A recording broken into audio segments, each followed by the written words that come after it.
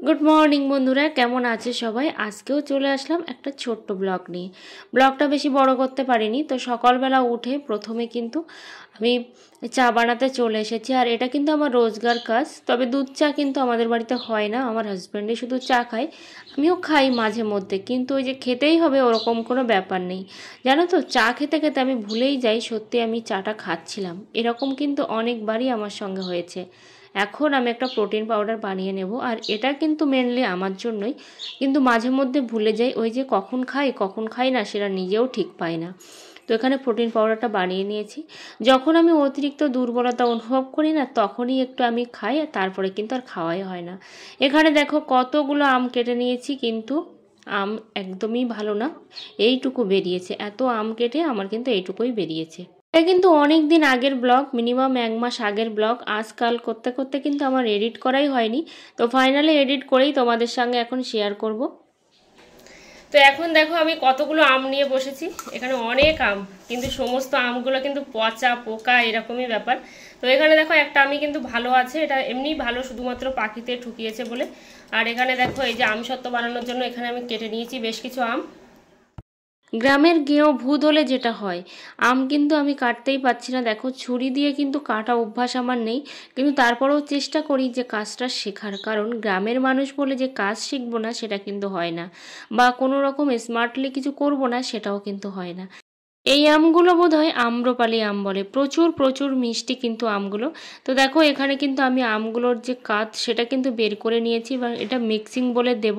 দেওয়ার পরে তারপর হচ্ছে উনুনে দেব। আর এতটা মিষ্টি এই আমটা যে কি বলবো তোমাদেরকে। আমার যদিও এত মিষ্টি আম ভালো লাগে না, আমার একটু টকটক আমই বেশি ভালো লাগে। তো সেই জন্য আমি একেবারে খাই না বললেও চলে। এখানে দেখো কালারটা এরকম হয়েছে, তাতে কি হয়েছে, এটা হয় মানে লাইটের জন্য হয়েছে, কিন্তু কালারটা আগে যেমন ছিল তেমনই হয়েছে। ভাবলাম যে নষ্ট করে কী লাভ, বরং আমি আমসত্ত্বই বানিয়ে দিই। আর আমার হাজব্যান্ড কিন্তু এই আমসত্ত্বটাই খায়, কিন্তু কোনো রকমভাবে কোনো আমই খায় না। সেটা পাকা বা কাঁচা বা আমের চাটনি কোনো কিছুই খায় না। তো সেই জন্যই আমসত্ত্বটাই বানাচ্ছি। দেখো এখানে কিন্তু আমি দুটো থালা রেডি করে নিয়েছি, আর থালাটার মধ্যে কিন্তু তেল ওই ব্রাশ করে নিয়েছি। আর ব্রাশ বলতে ওই যে হাত দিয়েই কিন্তু ব্রাশ করে নিচ্ছি, বুঝতে পারছো? কারণ আমরা তো আর গ্রামে অত কিছু পাই না, আর অত কিছু কেনাও কিন্তু হয়ে ওঠে না। তবে আমার ইচ্ছা আছে অয়েল ব্রাশ করার জন্য একটা ব্রাশ কেনার।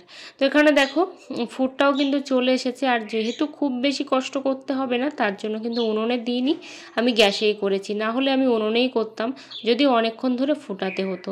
তো এখানে আমি দুটো থালা রেডি করে তার মধ্যেই কিন্তু দিয়ে দিচ্ছি। আর এতটা কালারফুল হয়েছিল যে কি বলবো তোমাদেরকে। আর যখন তুলেছিলাম, তোলার পরে খাওয়াও হয়ে গেছে অলরেডি, সেটা তোমাদের সঙ্গে সত্যিই শেয়ার করতে পারিনি। এটা দুর্ভাগ্যজনক যে এইটা শেয়ার করছি সেটা শেয়ার করা হয়নি। কারণ এই আমের যখনই আমি এইটা বানিয়েছি আমসত্ত্বটা না, তখন কিন্তু আম কোনো গাছেই পাকেনি, মানে কারোর বাড়িতেই আম পাকেনি। আর তখনই এই আমটা পেকেছিল, সেটা হয়তো বৈশাখ মাসের প্রথম দিকের কথা। কারণ অনেক দিন আগের ব্লগ, ওই যে বললাম। তো এখন বেসিনের মধ্যে রেখে দিলাম, ততক্ষণে এই যে আমসত্ত্বের যে ব্যাটারটা সেটা হচ্ছে আমি ঠিক করে নিয়ে রৌদ্রে মেলে দিয়ে আসবো। না হলে আবার যে রৌদ্র চলে গেলে কিন্তু সমস্যাও হবে।